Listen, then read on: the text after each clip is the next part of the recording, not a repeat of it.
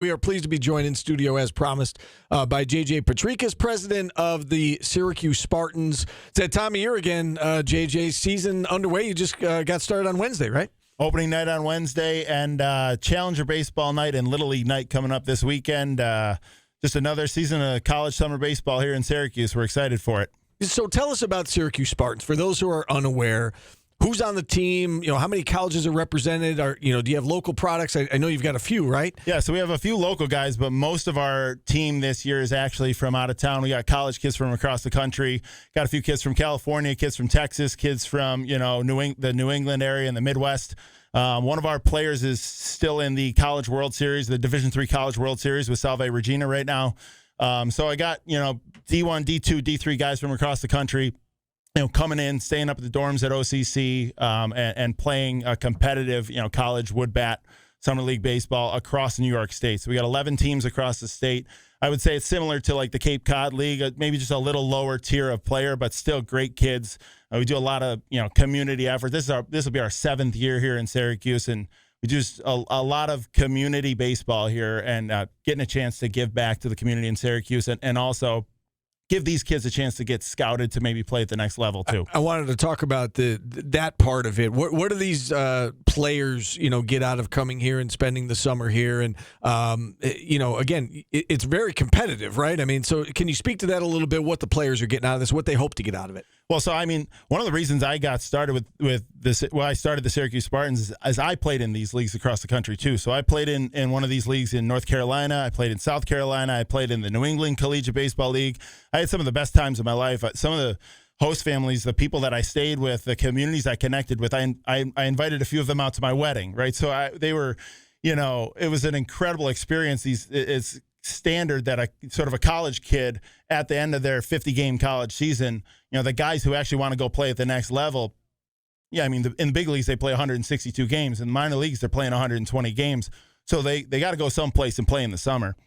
The hitters get to go out and compete, play with wood bats, and show scouts what they can do with wood bats versus playing with the metal bats in the spring. And so they get a chance to get exposure. We have a huge all-star game this year. It's actually going to be at Innovative Field where the Rochester Red Wings play, and heavily attended by scouts. Not a ton of our regular season games are heavily attended by scouts. We had one there on opening night. But the guys who are at the top level of their games, so sort of like the top 60 guys in the league, get a chance. They go have a scout day, and we'll also do a prospect league. We send our prospects down to Virginia, so the top 25 prospects from the league go down to a prospect league thing in Virginia at the end of June, which is sort of right around the time of the draft. 30 scouts were there last year at this too. So exposure. They get a chance to sort of compete at a high level, show what they can do with a wood bat. Some of these guys didn't get a ton of innings or didn't get a ton of work in the spring, so they just get to kind of, you got some redshirt freshmen, sure, get some reps, show their coach what they can do. You got to also get some guys at D3 level that are in the transfer portal that are trying to look for a place to go play and compete against Division I guys and come and have a monster summer and maybe get some looks. So a lot of exposure, a lot of development, and then for us, it's a lot of community stuff too. Yeah, I wanted to ask you about the community stuff. It's not just baseball. You guys are heavily involved in the community and heavily involved with Challenger Baseball. How did you get connected with that program? Oh, man. So prior to me with starting the Syracuse Spartans, I was a special education teacher, and one of the students in the classroom that I was in, their family had invited me out to a Challenger baseball game. And they just thought it was a perfect fit for me because I had been doing, youth baseball lessons and camps and clinics and stuff. And I went out there, I was hooked immediately. I'm throwing the first pitch at opening day at Carrier Park. The first time I got in there, Dom Cambreri just invited me right in. And the people who work there are incredible humans. And as soon as we had these college Spartans, I said that has to be one of the first things that we do.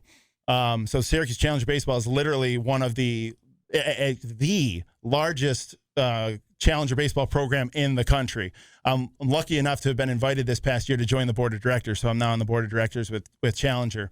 And I got to go to the Little League World Series with them last year, I've had some amazing experiences in the game of baseball.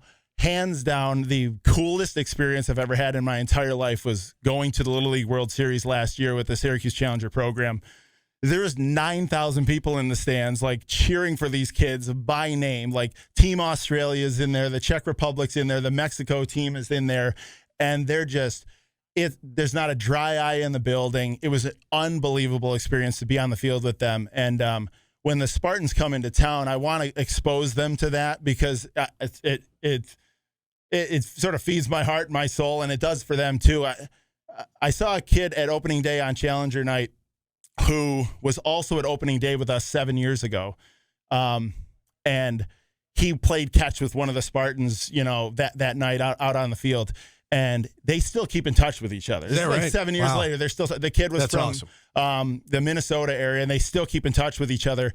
And that to me it's so much more than just about the game. I guess what the game of baseball can do. It's so much more than just like us being there on the field with them. It's just the connections that they get. And I guarantee like one of the most impactful memories that these Spartans get from being here with us this summer is getting a chance to meet the Challenger baseball players. Because Tuesday night was their opening night. We were on the field with them shoulder to shoulder at Carrier Park, which is an incredibly beautiful complex, and it's just going to continue to grow and expand.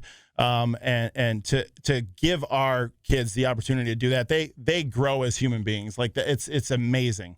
And the Challengers, really, they're the real athletes when they're out there because they love this game so much.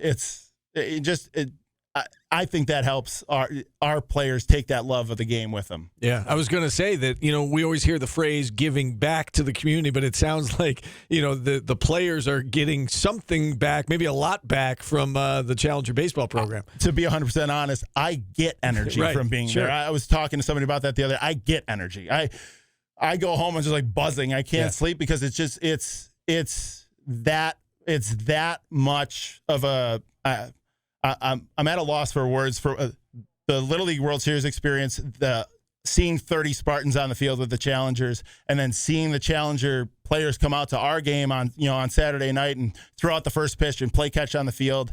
It's kind of a magical moment. Yeah, it sounds like it. All right, so fill us in on next time we can see you play. How often can we see you play throughout the summer?